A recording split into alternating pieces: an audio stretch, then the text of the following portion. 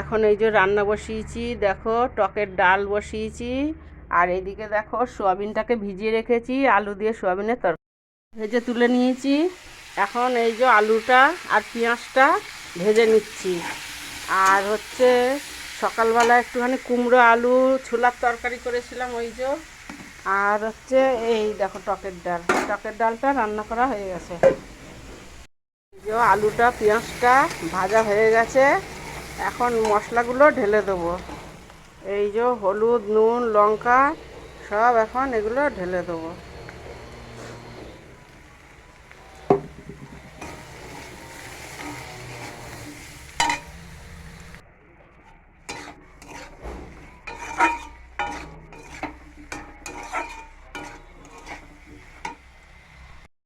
মশলাটা কষা হয়ে গেছে, তেল ছেড়ে দিয়েছে।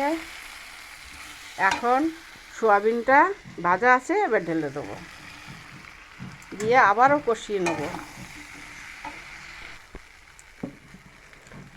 মশলাটা কষানো হয়ে গেছে সোয়াবিন দিয়ে, এখন এবার জলটা ঢেলে দেবো।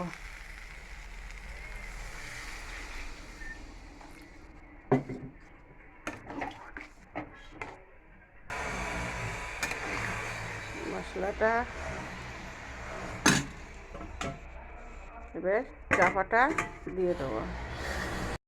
সোয়াবিনের তরকারিটা হয়ে গেছে, আর এই যে টকের ডাল।